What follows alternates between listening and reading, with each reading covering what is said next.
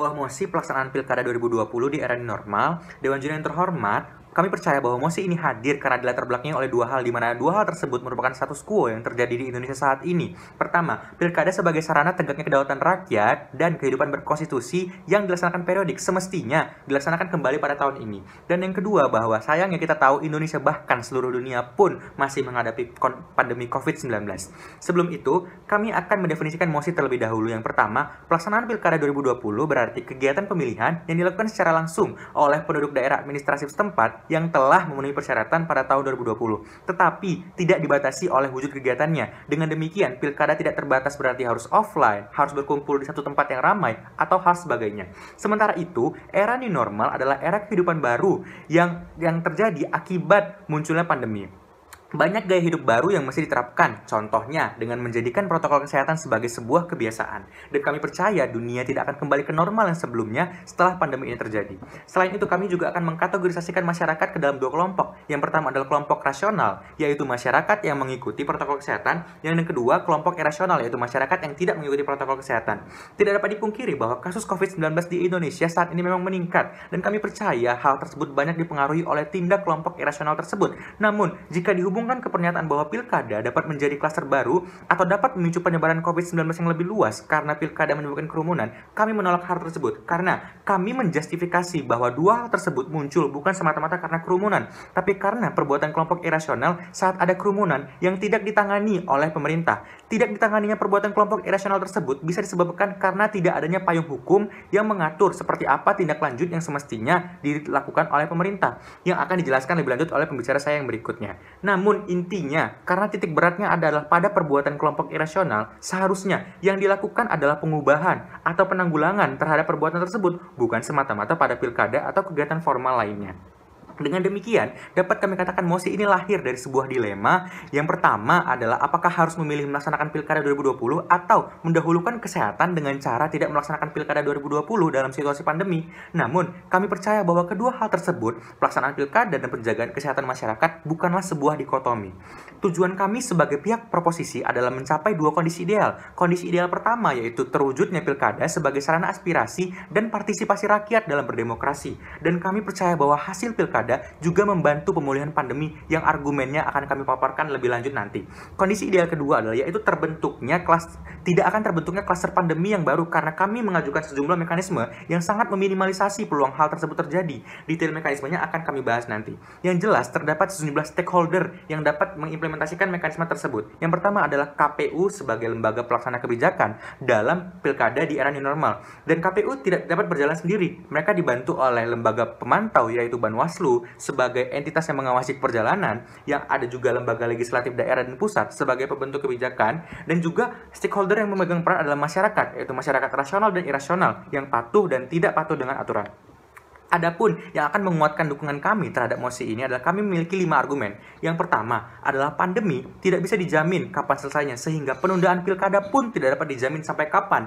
Yang kedua, politik Indonesia yang memiliki peran penting terutama dalam kondisi pandemi membutuhkan kontrol publik yang dapat diwujudkan melalui pilkada ini. Yang ketiga, munculnya situasi vacuum of power yang merugikan jika pilkada tidak dilaksanakan. Yang keempat, adanya kerugian anggaran jika pilkada tidak dilaksanakan. Dan yang terakhir, pilkada ini dapat menjadi titik mula untuk Indonesia bertransformasi dan beradaptasi dengan sistem baru yang kami percaya merupakan sesuatu yang sangat baik dan akan dijelaskan oleh pembicara saya selanjutnya. Maka dari itu, saya akan sangat bangga untuk membuka mosi ini dengan setuju terhadap pilkada dilakukan di era new normal. Terima kasih.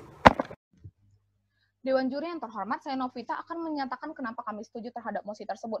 Dewan Juri yang terhormat, pilkada adalah aktivitas resmi terstruktur diawasi dan pelaksanaannya diatur dalam undang-undang. Oleh karena itu, ada kontrak sosial tidak tertulis antara pihak-pihak yang terlibat bahwa pilkada akan diadakan sebagai wujud pesta demokrasi Indonesia. Dan masyarakat mesti tunduk dalam aturan-aturan penyelenggaraannya agar pesta demokrasi berjalan dengan baik. Meskipun kontrak sosial bersifat tidak tertulis, aturan-aturan yang ada bersifat tertulis, universal, dan mengikat dalam bentuk sebuah kebijakan seperti undang-undang. Aturan di sini mencakup aturan preventif seperti protokol kesehatan dan aturan seperti sanksi yang mengikat jika ada aturan yang dilanggar. Oleh karena itu, pemerintah memiliki landasan bagaimana harus merespon bagian masyarakat irasional. Dengan demikian, semestinya kerumunan yang terjadi saat pilkada tidak akan menyebabkan klaster baru dan tidak menyebabkan penyebaran yang lebih luas karena telah ada upaya mengatasi perbuatan dari kelompok irasional. Bahkan bisa jadi pelaksanaan pilkada sendiri tidak membutuhkan aktivitas berkerumun.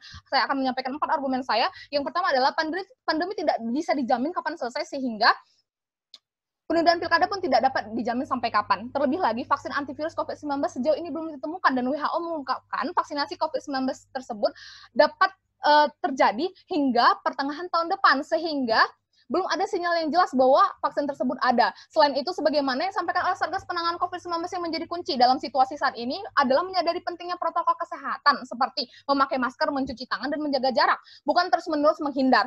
Pilkada ini, dengan adanya kontrol dari pihak penyelenggara, dapat menjadi momentum di mana seluruh masyarakat Indonesia dipaksa untuk menerapkan protokol kesehatan bersama-sama, beradaptasi dengan new normal, termasuk dalam mengikuti pesta demokrasi. Kemudian, penundaan pilkada ini penundaan pilkada ini yang tidak dapat dijamin sampai kapan ini hanya akan merugikan masyarakat, karena pentingnya pilkada itu sendiri yang terangkum dalam dua hal pada argumen-argumen saya selanjutnya. Baik pada argumen saya yang kedua adalah politik Indonesia memiliki peran penting terutama dalam kondisi pandemi, sehingga membutuhkan kontrol publik yang dapat diwujudkan melalui pilkada. Bisa jadi saat ini banyak ketidakpuasan terhadap pemerintah yang sekarang, misalnya dalam penanganan pandemi. Ketidakpuasan ini dapat diwujudkan dalam pilkada dengan cara tidak memilih para wakil rakyat atau partai politik yang dinilai gagal memperjuangkan aspirasi rakyat tersebut. Masyarakat memiliki kesempatan untuk mengubah situasi dengan segera jika pilkada dilaksanakan tahun ini, karena tampuk kepemimpinan daerah pun akan berganti, dan diharapkan pemerintah daerah yang baru dapat membawa visi misi, rencana pembangunan, dan proyek yang berkaitan mengenai pemulihan Indonesia terhadap COVID, atau setidaknya sesuai dengan harapan masyarakat sehingga dapat menjadi efek pertahanan bagi Indonesia agar dapat cepat tanggap jika terjadi hal yang serupa. Argumen saya yang ketiga yaitu munculnya situasi vacuum of power yang merugikan jika pilkada tidak dilaksanakan. Memang menurut UU nomor 30 tahun 2014 tentang administrasi pemerintahan diatur tentang adanya pelaksana tugas gubernur, bupati, dan wali kota sementara. Namun wewenangnya sebagaimana diatur dalam surat kepala BKN nomor K 2630/V23 99 tentang kewenangan pelaksana harian dan pelaksana tugas dalam aspek kepegawaian pada 5 Februari 2016 sangatlah terbatas. Baik dari segi teknis dan mekanisme pun tidak diberikan kejelasan dalam pemilihan pejabat sementara. Pemilihan yang hanya berasal dari satu pihak, yaitu dipilih oleh DPRD dan DPD tanpa mempertimbangkan hak konstitusional rakyat, tentu malah akan memperburuk kondisi daerah tersebut. Bahkan tidak adanya kejelasan dari segi birokrasi dapat berujung pada sentralisasi kekuasaan bagi kaum elit pemerintahan. Bukan lagi mengutamakan aspirasi rakyat. Dewan Juri yang terhormat, kepemimpinan yang diambil oleh pejabat sementara dapat memperbesar kemungkinan terjadinya roda pembangunan daerah yang tidak efektif karena kurangnya visi misi atau kejelasan proyek yang harus dilakukan. Saat pemimpin definitif ada saja, kesejahteraan masyarakat masih perlu sangat diperjuangkan, apalagi tanpa seorang pemimpin yang definitif yang dipilih oleh rakyat. Pilkada 2020 sepatutnya untuk dilaksanakan demi menjaga hak konstitusi rakyat, hak dipilih dan hak memilih. Sebagaimana telah diatur dalam pasal 43 ayat 1 Undang-Undang Nomor 39 tahun 1999, dinyatakan bahwa setiap warga negara berhak untuk dipilih dan memilih dalam pemilihan umum berdasarkan persamaan hak melalui pemungutan suara yang langsung, umum, bebas, rahasia, jujur, dan adil sesuai dengan ketentuan peraturan perundang-undangan. Di mana pasal tersebut menunjukkan adanya jaminan yuridis yang melekat bagi setiap warga negara Indonesia itu sendiri untuk melaksanakan hak memilihnya.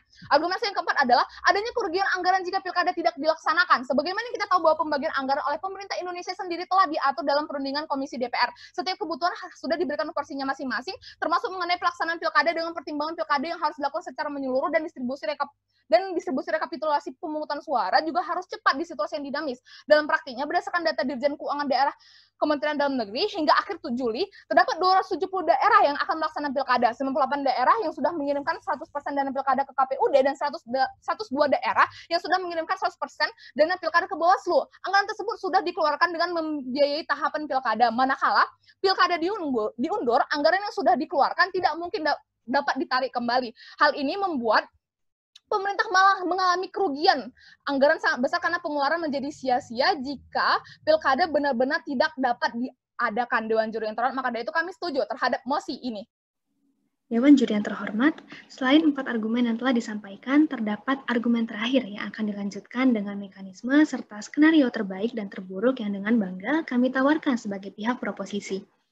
Argumen terakhir adalah pilkada ini dapat menjadi titik mula untuk Indonesia bertransformasi dan beradaptasi dengan sistem baru yang kami percaya merupakan sesuatu yang sangat menjanjikan baik untuk jangka pendek di masa pandemi seperti ini maupun jangka panjang untuk pilkada-pilkada ke depannya. Tidak dapat dipungkiri, pandemi telah mengubah segalanya. Model kerja, model belajar, model beribadah, hingga pertemuan massa.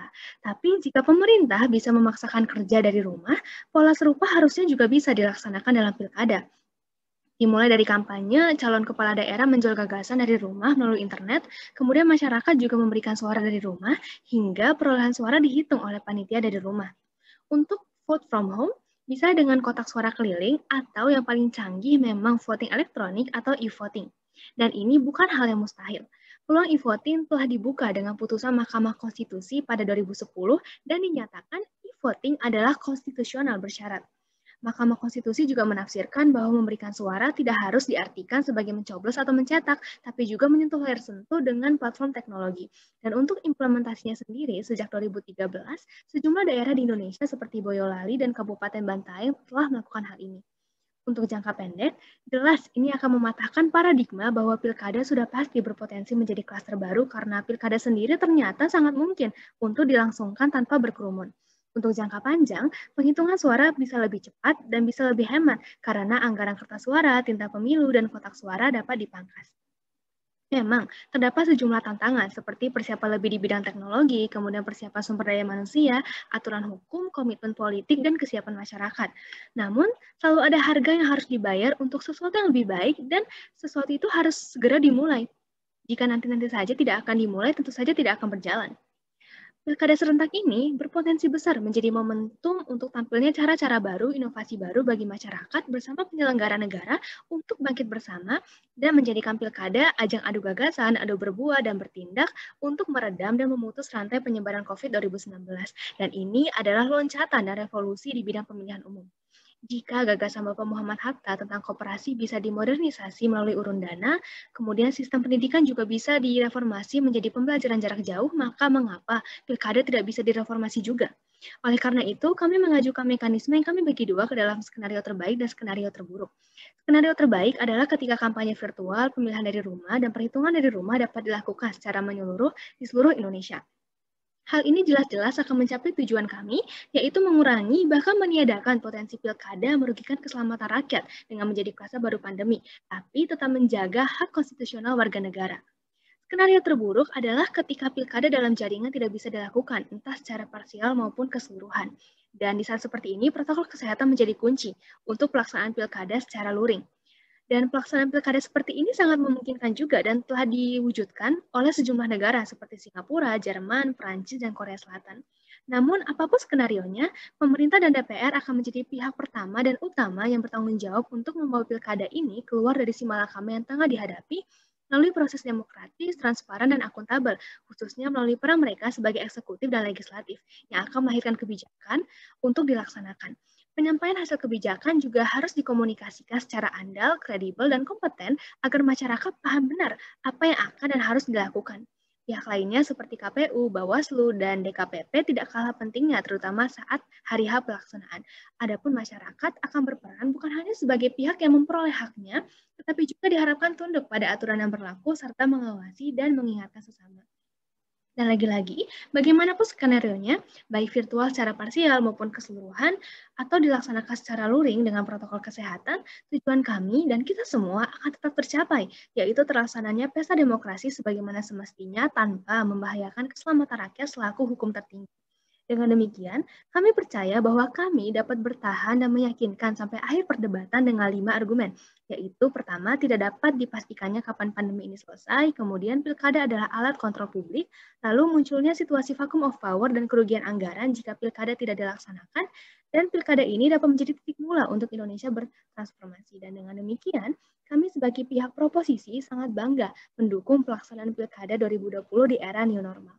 Terima kasih.